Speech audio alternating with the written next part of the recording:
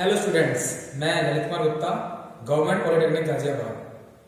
आज हम programming in सी में इस वीडियो लेक्चर के माध्यम से हम आपको बताने वाले हैं लूप के बारे में बताने वाले हैं कि लूप हम किस प्रकार से अपने प्रोग्रामिंग लैंग्वेज में से यूज करते हैं और क्या इसका महत्व है अपने प्रोग्रामिंग लैंग्वेज में। ठीक है, तो चलिए शुरू करते हैं लूप। जैसा कि आप देख पा रहे हैं कि यहाँ पे हमारी डेफिनेशन लिखी हुई है, a loop is used to repeat a block of code until the specified condition is met। इसका कहने का मतलब ये हुआ कि जब हमें कोई भी एक ऐसी कंडीशन जो हम बार बार रिपीट करते हैं, हमें मान लीजिए, मैं आपको एक एग्जांपल के माध्यम से बता देता हूं कि मान लीजिए आपने एक कोड लिखा void main और आप एक ही चीज को बार बार प्रिंट करने के लिए प्रिंटफ स्टेटमेंट का आप यूज कर रहे हैं, हेलो वर्ल्ड।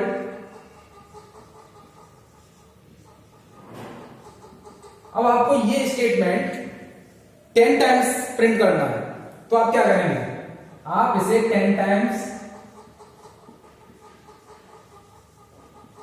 इस स्टेटमेंट को लिखेंगे 10 टाइम्स।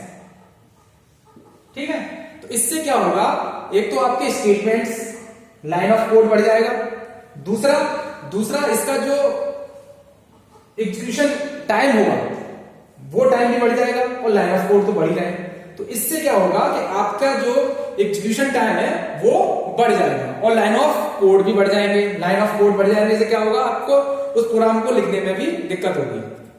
तो हम क्या करते हैं, इस तरीके के रिपीटेड ब्लॉक ऑफ कोड को हम लूप के माध्यम से उसे रिप्रेजेंट करते हैं।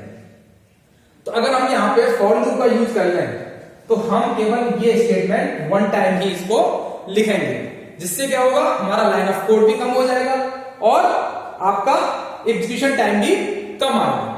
तो देखिए, जैसे मैंने आपको डेफिनेशन के माध्यम से बताया कि loop is used to repeat a block of code. हम क्या करते हैं, ब्लॉक ऑफ कोड का जो रिपीटिशन होता है बार बार, उसको हम क्या करते हैं, अपने प्रोग्रामिंग में यूज करते हैं। हम उस ब्लॉक ऑफ कोड को बार बार न लिख के हम लूपिंग के माध्यम से उसे एक बार लिखते हैं और जितनी बार हमें उसे एग्जीक्यूट कराना है, हम उसे उतनी बार एग्जीक्यूट कराएंगे। किसकी हेल्प से, लूप की हेल्प से। ठीक है, और कब तक कराएंगे, जब तक कि हमें वो स्पेसिफाइड कंडीशन मिल न जाए, जब तक कि हमें वो स्पेसिफाइड कंडीशन मिल न जाए। या हम ये कह सकते हैं कि जब तक वो कंडीशन ट्रू हो रही है तब तक हम उस ब्लॉक ऑफ कोड को एग्जीक्यूट कराते रहेंगे। बट जैसे ही वो कंडीशन फॉल्स होती है तो वो हमारा जो लूपिंग है, लूपिंग से एग्जिट होकर बाहर आ जाएगा। ठीक है, तो इसमें हमारे पास 3 तरीके के लूप होते हैं। पहला होता है फॉर लूप, दूसरा व्हाइल और तीसरा होता है डू व्हाइल। ये 3 तरीके के लूप हमारे पास अवेलेबल हैं, जिनको हम आपको 1 बाय 1 पढ़ाएंगे। तो देखिए, आपके पास मैंने बताया आपको 3 लूप होते हैं हमारे पास, फॉर, व्हाइल और डू व्हाइल।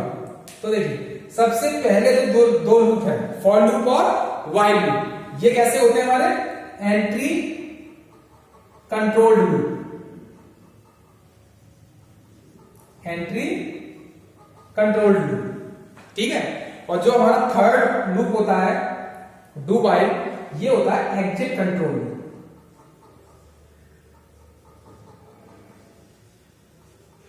कैसा होता है ये, एग्जिट कंट्रोल लूप। अब आप सोच रहे होंगे कि पहले 2 हमने बताया एंट्री कंट्रोल लूप और तीसरा बताया हमने एग्जिट कंट्रोल लूप। तो ये एंट्री और एग्जिट कंट्रोल लूप होते क्या है, तो देखिए, एंट्री कंट्रोल लूप वो होता है जिसमें हम कंडीशन को पहले चेक करते हैं और उसके बाद हमारा बॉडी लूप चलता है। ठीक है, तो इसको बोलते हैं हम प्री चेकिंग, प्री चेकिंग। और ये हो जाएगा हमारा तीसरा वाला है पोस्ट चेकिंग।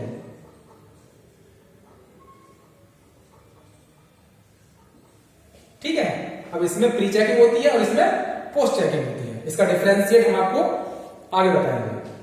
तो सबसे पहला हम जो इस लेक्चर के माध्यम से आपको बताएंगे, आज हम बात करते हैं सबसे पहले फॉर लूप की। फॉर लूप क्या होते हैं, देखिए, For loop enables us to perform n number of steps together in one line.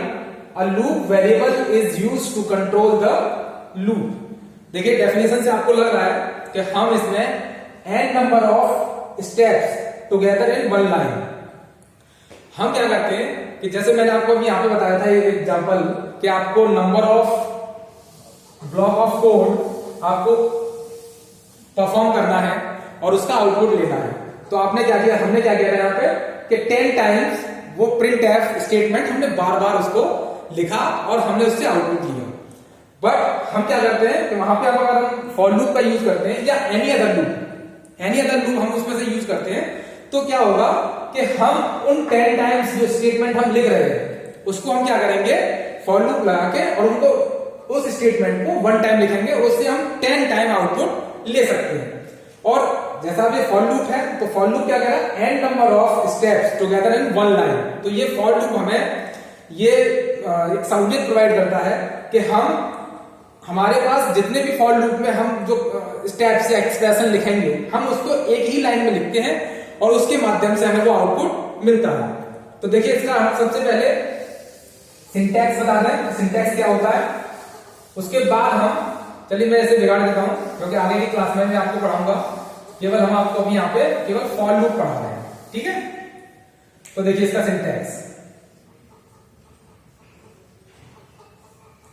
Syntax में क्या होगा, फॉर यहां पे होगा इनिशियलाइजेशन,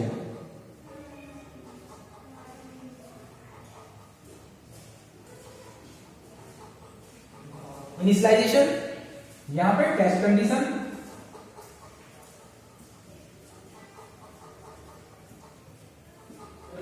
कंडीशन, और यहां पे अपडेट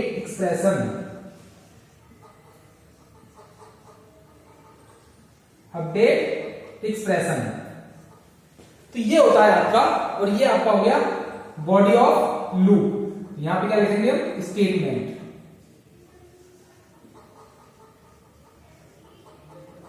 ये आपका स्टेटमेंट हो गया। तो ये होता है आपका क्या, सिंटैक्स है। तो देखिए ये हो गया आपका इनिशियलाइजेशन मैंने आपको बताया था पिछले वीडियोस में कि इनिशियलाइजेशन और डिक्लेरेशन बताया था, तो उसमें से इनिशियलाइजेशन पार्ट आ गया, यहाँ पे इनिशियलाइजेशन हो गया। दूसरा टेस्ट कंडीशन, हम कंडीशन को यहां टेस्ट करेंगे वो ट्रू है या फॉल्स है, उसके ट्रू और फॉल्स के आधार पर ही ये बॉडी ऑफ स्टेटमेंट जो लूप ऑफ बॉडी है वो चलेगा। तीसरा है आपका update expression. Update means increment और डिक्रीमेंट, ये दो चीजें होती है, इंक्रीमेंट और डिक्रीमेंट। अब जो कंडीशन टेस्ट करेंगे उसके बाद लूप चलेगा, अब उसके बाद हम उसमें इंक्रीमेंट कर रहे हैं या डिक्रीमेंट कर रहे हैं, तो इसके आधार पर ही हमारा ये लूप वर्क करेगा, ठीक है। तो ये 3 चीजें हो गई, इनिशियलाइजेशन, टेस्ट कंडीशन और अपडेट एक्सप्रेशन, इंक्रीमेंट और डिक्रीमेंट। अब इसके आधार पे जो हमारा ये सिंटैक्स है, इस सिंटैक्स के आधार पे हम क्या करेंगे, फ्लो चार्ट ड्रॉ करेंगे। क्या करेंगे, फ्लो चार्ट ड्रॉ करेंगे। तो देखिए सबसे पहले क्या करेंगे हम, सबसे पहले क्या है, इनिशियलाइजेशन। तो यहां क्या होगा हमारा, इनिशियलाइजेशन एक्सप्रेशन,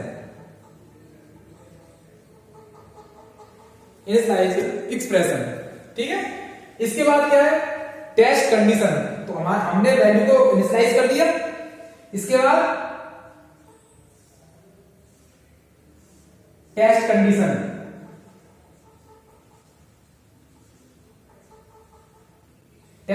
अब देखिए जब कंडीशन टेस्ट होगी तो या तो वो ट्रू होगी या फॉल्स होगी।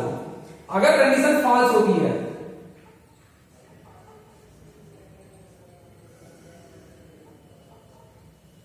इसके पहले हम एक और कर लें, यहां पे ऊपर स्टार्ट, ठीक है। तो नीचे हमारा क्या हो जाएगा, ये स्टॉप। हमने आपको बताया था फ्लो चार्ट के जो वीडियो हुई थी उसमें स्टार्ट और ये स्टॉप, ठीक। अब ये कंडीशन अगर हमारी ट्रू होती है, हमने फॉल्स बता दिया तो वो स्टॉप हो जाएगा। ये ट्रू होती है, तो हम ट्रू में क्या करेंगे, body loop. Body loop means अगर कंडीशन ट्रू होती है तो स्टेटमेंट प्रिंट होगा, ठीक है, बॉडी लूप हो गया। बॉडी लूप के बाद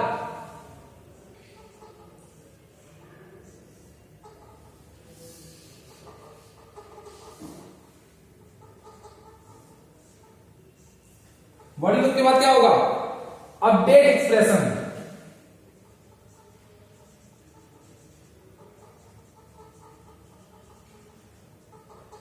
अपडेट एक्सप्रेशन। उसके बाद हम क्या करेंगे, यहां से एक सीधी लाइन ले लेता हूं मैं,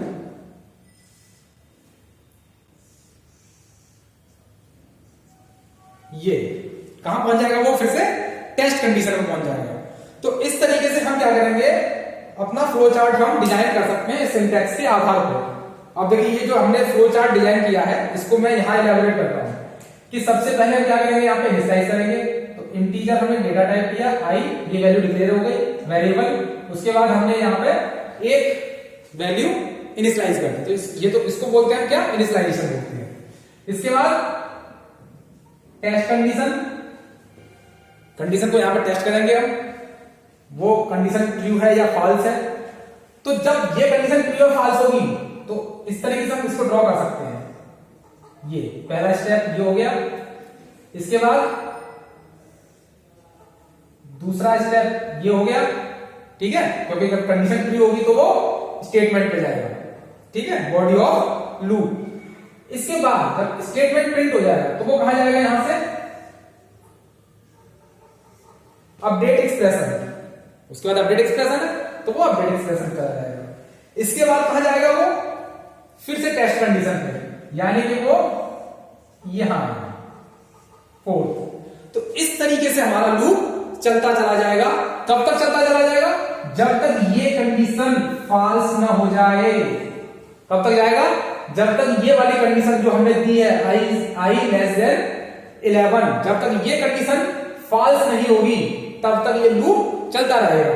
अगर ये कंडीशन फॉल्स हो जाती है तो वो इस लूप से बाहर आ जाएगा, मतलब स्टॉप, ठीक है। तो ये था इसका सिंटैक्स का फ्लो चार्ट। अब देखिए, अब हम इस फ्लो चार्ट और जो सिंटैक्स हमने आपको बताया है, इसके आधार पे हम आपको एक प्रोग्राम बना के दिखाते हैं कि कैसे फॉर लूप, जैसे मैंने आपको लाइनें ड्रॉ करके बताई, उसी के आधार पर। तो सबसे पहले हम क्या करेंगे, यहां पे इंटीजर i इक्वल टू 1, ठीक है। इसके बाद i less than 11, next i plus plus. Update expression means increment और डिक्रीमेंट, तो हम यहां पे क्या कर रहे हैं, इंक्रीमेंट कर रहे हैं। इसके बाद हम क्या करेंगे, प्रिंटफ, ठीक है, यहां कर देंगे हम हेलो वर्ल्ड, ठीक। अब देखिए जो मैंने आपको बताया था अभी सिंटैक्स में कि कैसे वो वर्क कर रहा था, तो अब देखिए इंटीजर i इक्वल टू 1, यहां पे वैल्यू क्या है, हमने इनिशियलाइज किया हुआ i इक्वल टू 1। अब ये i की वैल्यू कहां आ जाएगी, यहां आ जाएगी।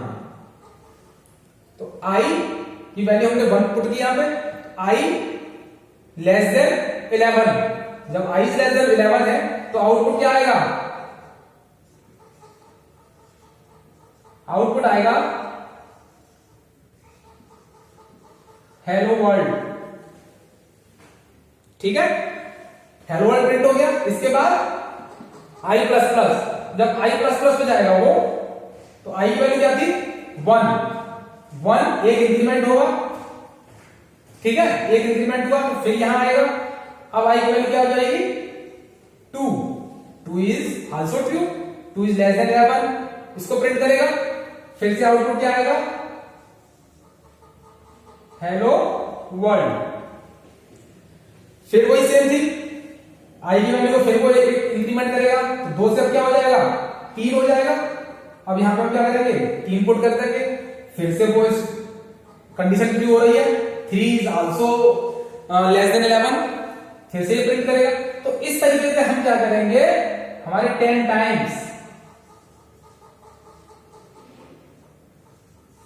टाइम्स हेलो वर्ल्ड प्रिंट हो जाएगा। तो इस तरीके से हम क्या कर सकते हैं, फॉर लूप को अपने प्रोग्रामिंग के माध्यम से, जो हम किसी स्टेटमेंट को 10 टाइम लिख रहे थे, हमने क्या किया, प्रिंटफ को हमने 10 टाइम लिखा था, जो मैंने आपको बताया था, हमने क्या किया 10 टाइम लिखा था। तो हम उसको 10 टाइम न लिख के हम एक फॉर लूप लगा देंगे। फॉर लूप में वो स्टेटमेंट हम 1 टाइम लिखेंगे और वो 1 टाइम लिखने से वो फॉर लूप चलेगा, उससे वो हेलो वर्ल्ड 10 टाइम प्रिंट हो जाएगा। तो इस तरीके से हम फॉर लूप का इनिशियलाइजेशन या फॉर लूप को अपने प्रोग्रामिंग सी में या सी, जावा, एनी अदर लैंग्वेज में हम इस तरीके से फॉर लूप का लिखेंगे, रिप्रेजेंट करेंगे और इससे हमें वो आउटपुट उतनी टाइम मिलेगा जब तक कि वो हमारा जो कंडीशन है वो फॉल्स ना हो जाए, तब तक वो हमारा लूप चलता रहेगा। ठीक है, तो इस तरीके से हम अपना लूपिंग सेक्शन फॉर लूप यहाँ पे खत्म करते हैं। इसके बाद हमारे जो रिमेनिंग 2 लूप थे वो हम आपको नेक्स्ट वीडियो में बताएंगे, व्हाइल लूप और do while loop. Thank you.